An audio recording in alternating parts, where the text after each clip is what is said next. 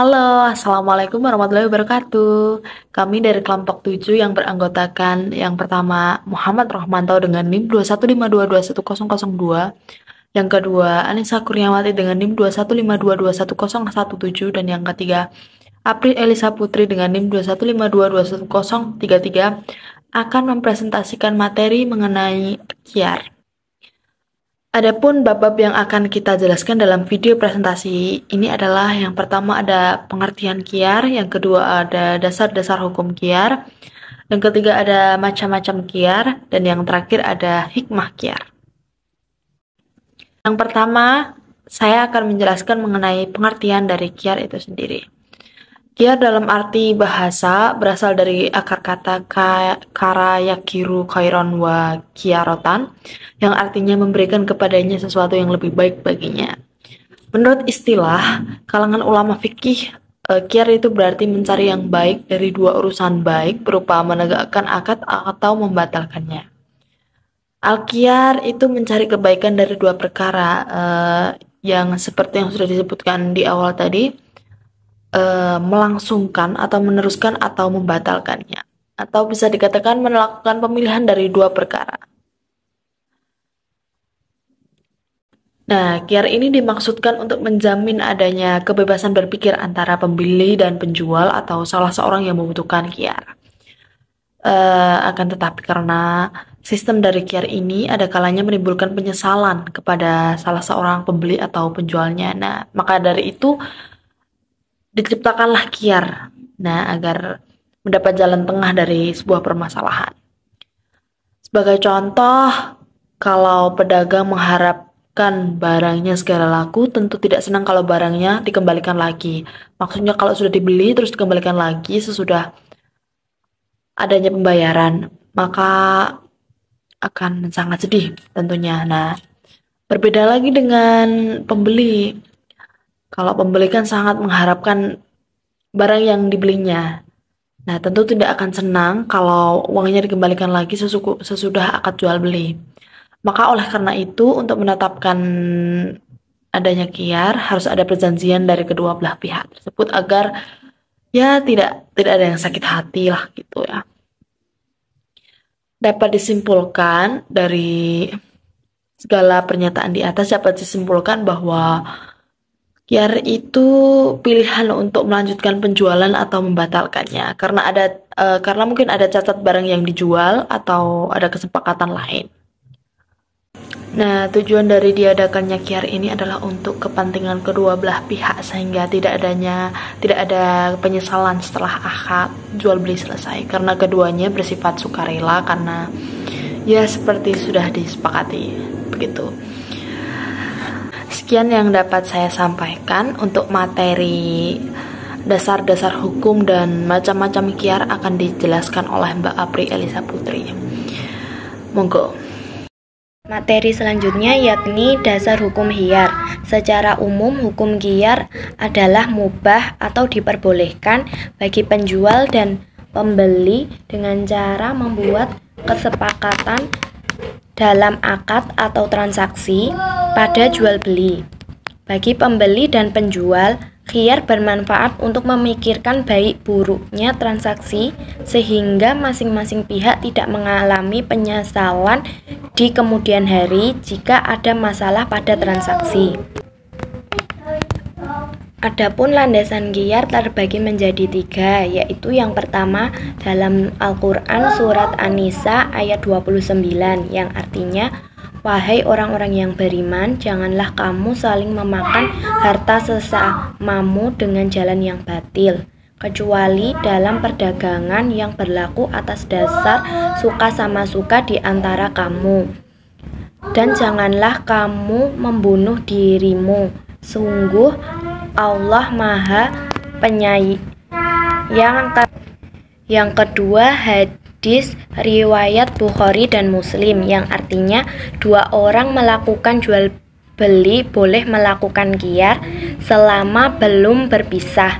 Jika keduanya benar dan jelas, maka keduanya diberkahi dalam jual beli mereka. Jika mereka menyembunyikan dan berdusta, akan dimusnahkanlah keberkahan jual beli mereka.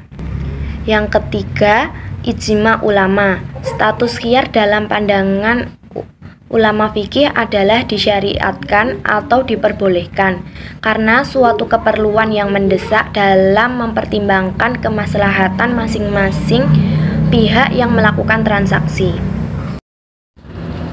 Materi yang selanjutnya yaitu macam-macam khiyar. Khiyar dibagi menjadi 4. Yang pertama yaitu khiyar majelis.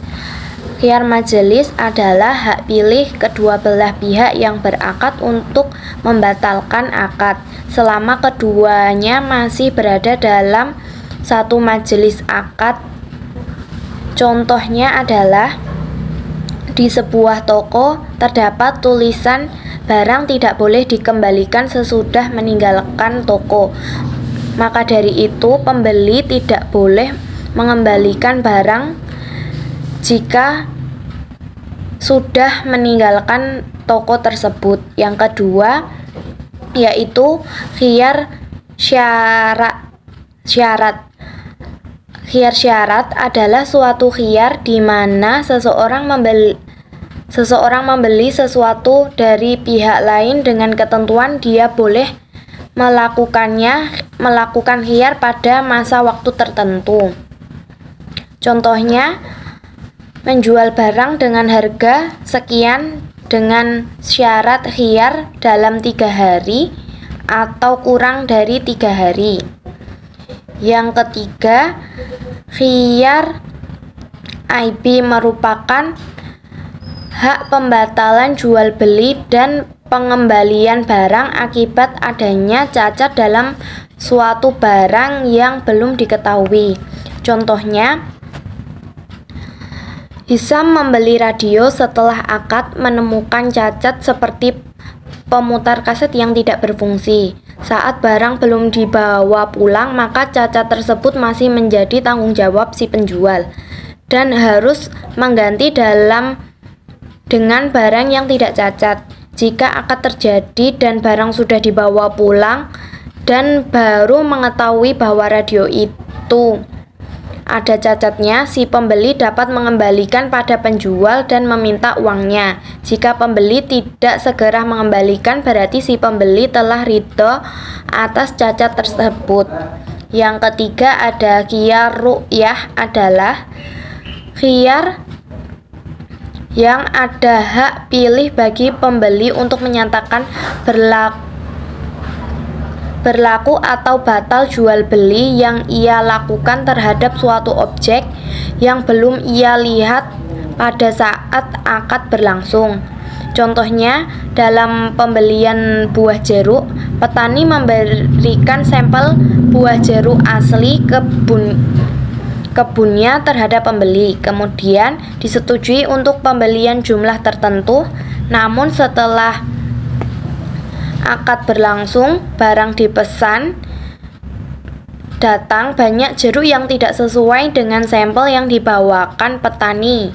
Maka pembeli boleh membatalkan sebagian atau keseluruhan akad jual beli tersebut. Untuk materi selanjutnya dan bab terakhir yang akan kita bahas dalam video presentasi kita kali ini yaitu hikmah dari khiyar, akan dijelaskan oleh Mas Rohmanto. Monggo. Di sini saya akan menyampaikan tentang hikmah khiyar. Khiyar adalah pemilihan atau pilihan di mana di saat terjadinya akad jual beli yang dilaksanakan oleh seorang penjual dan seorang pembeli, yang dimana keduanya tersebut agar tidak timbul rasa saling tertipu. Makanya dalam Islam itu diadakan khiyar dalam jual beli. Nah, hikmah dari khiyar itu sendiri yaitu yang pertama, mendidik masyarakat agar berhati-hati dalam melakukan jual beli. Seperti contoh yaitu di zaman modern saat ini banyak transaksi jual beli yang dilakukan secara online.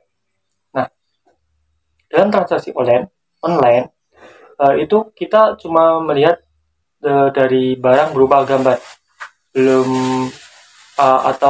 ada unsur kepastian dalam barang tersebut.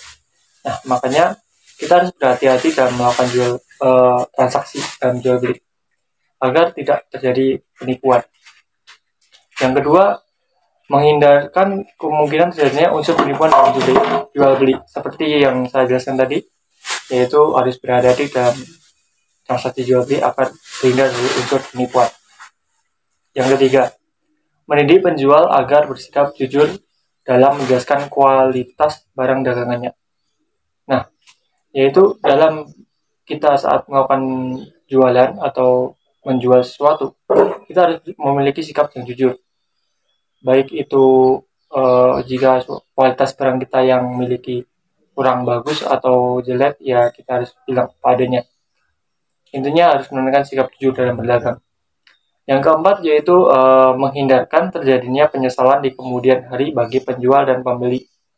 Nah, untuk penjual maupun pembeli dalam melakukan transaksi jual beli, kita harus melihat apakah manfaat dari barang yang kita beli, apakah benar-benar bermanfaat atau benar-benar dibutuhkan oleh pembeli, agar saat kita sudah selesai melakukan transaksi jual beli tidak ada unsur penyesalan di situ. Yang kelima atau terakhir yaitu mendidik penjual dan pembeli agar berhati-hati, cermat, dan teliti saat bertransaksi dan menguatkan sikap rela di antara penjual dan pembeli, menumbuhkan toleransi pada kedua belah pihak. Nah, di sini maksudnya yaitu saat kita melakukan jual beli atau transaksi jual beli, kita harus berhati-hati, cermat dalam membeli barang dan teliti tentang unsur dari barang tersebut, apakah mengandung unsur haram dan halal seperti dalam syariat Islam, dan menguatkan sikap rela di antara penjual dan pembeli. Nah, itu maksudnya yaitu saat penjual menjual sesuatu, itu harus ada unsur rela antara penjual dan pembeli, dan menumbuhkan toleransi pada kedua belah pihak, yaitu kita menghargai antara penjual dan pembeli itu saling menghargai. Sekian video presentasi ini kami buat. Apabila ada salah kata, salah pengucapan atau kesalahan yang lainnya, kami mohon maaf. Semoga video ini dapat memenuhi tugas mata kuliah fikih muamalah kita. Assalamualaikum warahmatullahi wabarakatuh.